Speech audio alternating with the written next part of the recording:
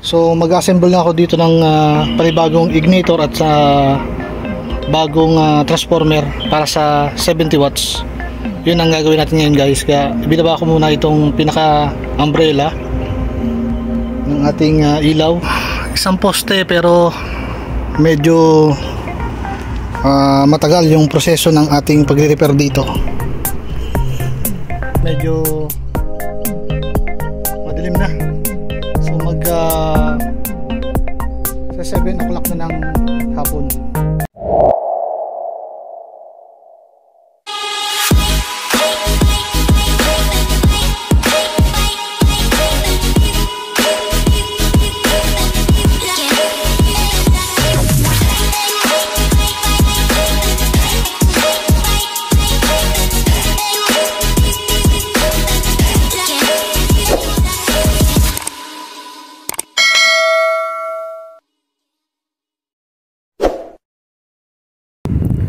So yan guys, kita nyo naman medyo pawisan na tayo dahil hindi biro ang pag-assemble nitong lifter at talagang may kabigatan.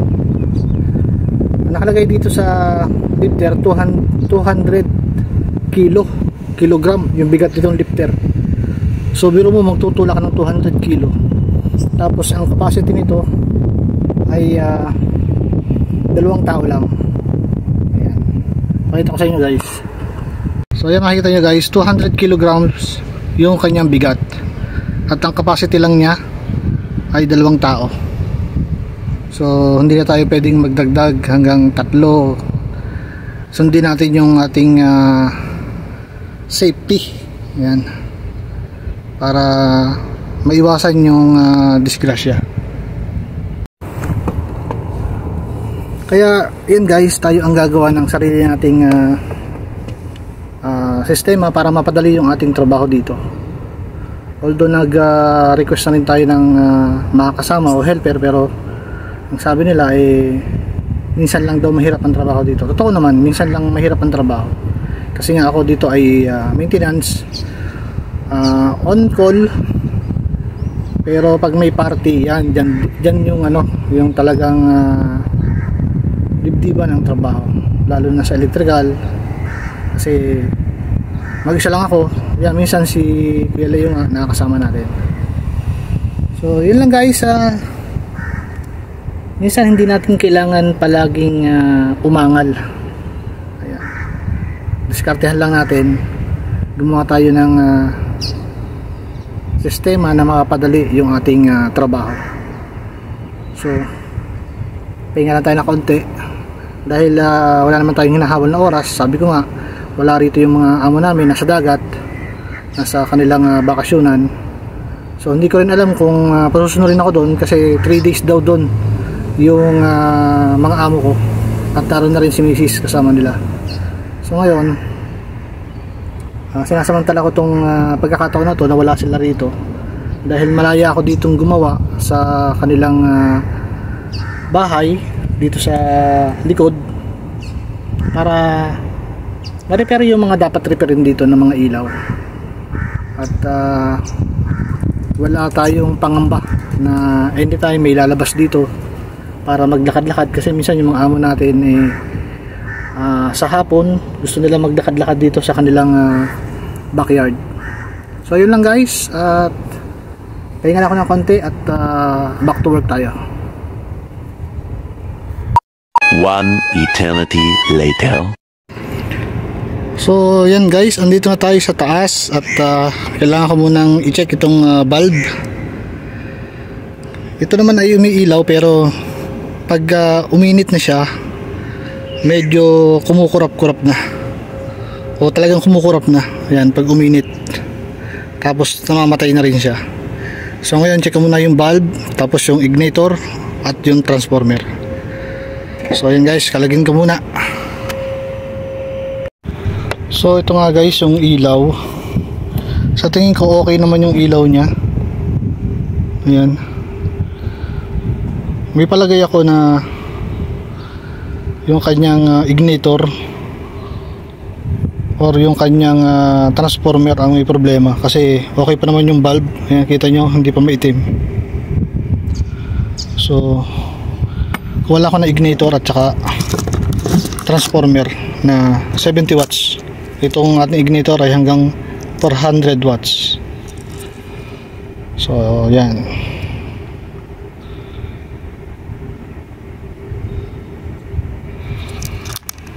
Try muna natin palitan yung ignitor. So balik tayo sa taas, guys. So yan nga, guys, andito na tayo sa taas. Kailangan muna natin luwagan tong tornilyo rito. Yan, para mahugot natin.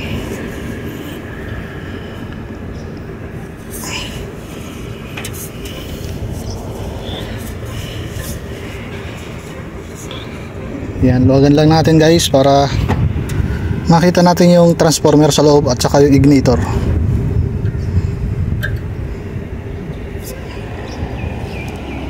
Medyo mahigpit.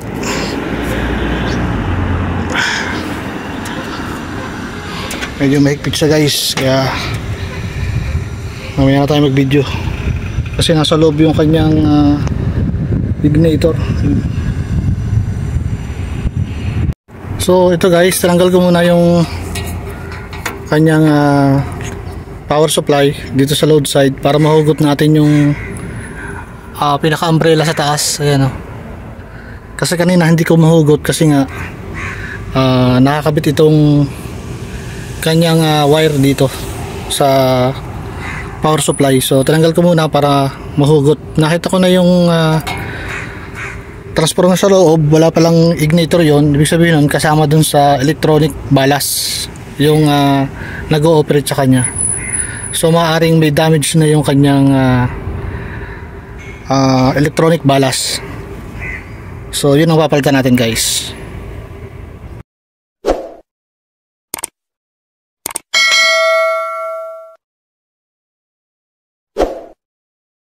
So yan, guys, bali nahugot na natin. Ito yung kanyang laman sa loob. Ayan, isang mahaba na transformer. Ayan. So try ko muna na buksan to, tapos saka natin palitan yung laman sa loob, kung pwede natin palitan o kasya yung ating transformer. Ayan, saka yung ating ignitor. So ayan, guys, palitan ko muna. Hindi ko na may papakita yung pagtatanggal ko nito o yung pagre-repair kasi wala tayong tagahawak ng cellphone ng ating camera. So pakita ko na lang sa inyo mamaya pagka natapos na natin. So bali ito yung laman niya sa loob, guys. Ayan, ito yung kanyang ignitor sa kanyang transformer, dalawa. Ayan. Subukan muna natin na palitan tong ignitor. Baka ito lang yung problema niya. So palitan ko muna itong ignitor, guys. So may dala tayo ditong bagong ignitor. Ayan, parehas lang siya. So ayan, palitan ko na, guys. So ito, guys, napalitan na natin ang bagong ignitor. Sana umilaw na siya para hindi na tayo matagalan pa rito dahil meron pa tayong isang poste. Yan, itong katapat na to. Yan. So sana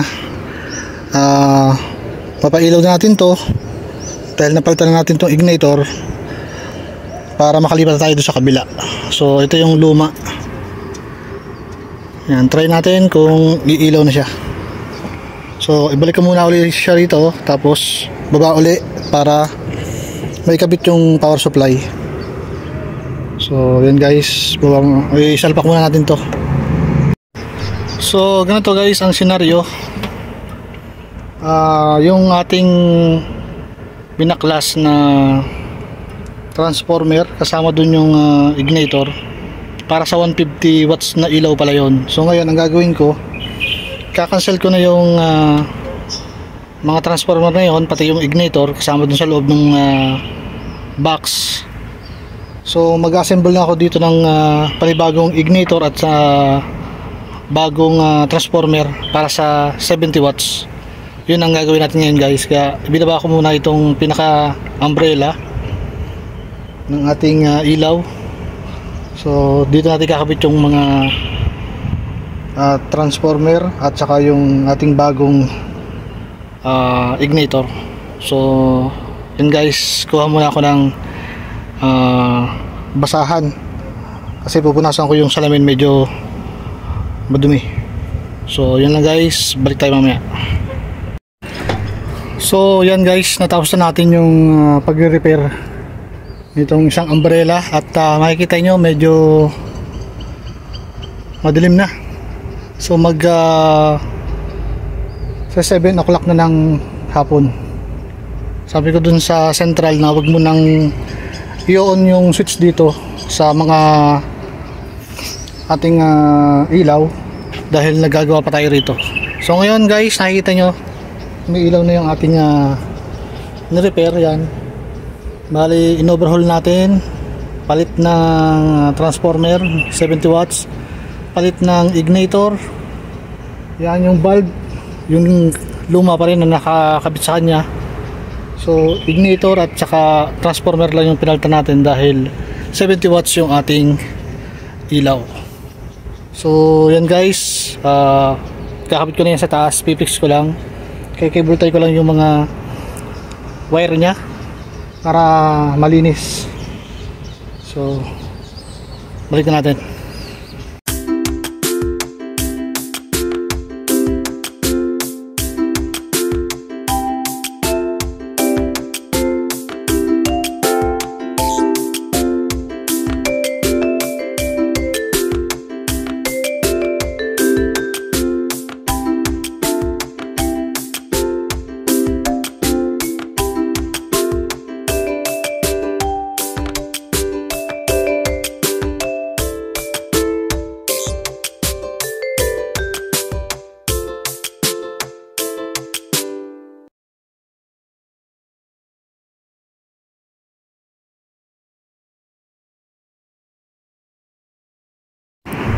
At ito nga guys, natapos na natin yung isang poster ito. So madilim na, yan.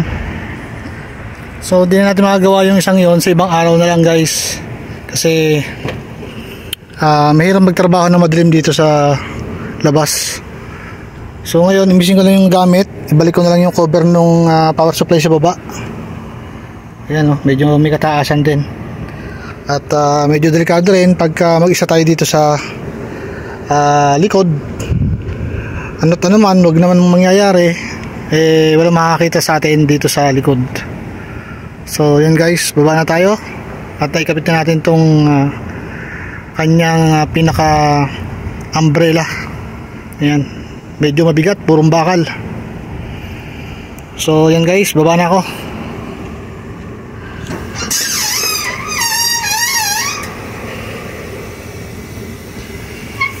At mag-i-imis na lang tayo mamaya ng mga gamit. Ayan o, konti lang naman yan. So ibabalik ko na lang to. So yan guys, at tumilaw na. Yan, temporary lang yan. Ang talagang switch niya na doon sa central. So isang poste, pero medyo matagal yung proseso ng ating pagre-repair dito. So yan guys, balik ko lang yung kanyang original na power supply para pag inon dun sa central ay iilaw. Yan, kasabay itong 4 na poste na narito. Yan. So yan guys, madilim na. Kaya itong isang poste, yan, ay sa susunod na lang na araw. So yun guys, mag-inis muna ako at balik ko muna itong kanyang cable sa dati niyang connector dito. Alright.